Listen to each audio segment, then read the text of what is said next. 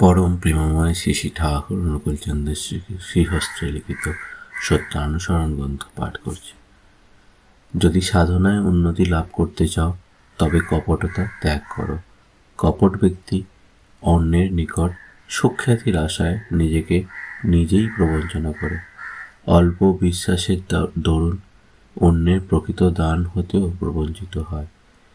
তুমি লাখ গল্প করো, কিন্তু প্রকৃত উন্নতি না হলে তুমি প্রকৃত আনন্দ কখনোই লাভ করতে পারবে না।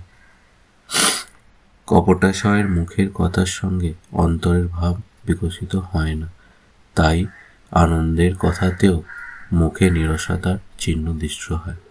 কারণ মুখ খুললে কি হয়, হৃদয়ে ভাবের স্ফূর্তি হয় না। অমৃতময় বাড়ি কপটের নিকট তিক্ত লবণময়, তীরে যাইয়াও তার তৃষ্ণা নিবারিত হয় না। সরল ব্যক্তি ঊর্ধ্বদৃষ্টি সম্পন্ন চাতকের মতো, কপটি নিম্ন দৃষ্টি সম্পন্ন শকুনের মতো। ছোট হও, কিন্তু লক্ষ্য উচ্চ হোক। বড় এবং উচ্চ হয়ে নিম্ন দৃষ্টি সম্পন্ন শকুনের মতো হওয়ার লাভ কি? কপট হয়েও না, নিজে ঠকো না, আর অপরকে ঠকিও না।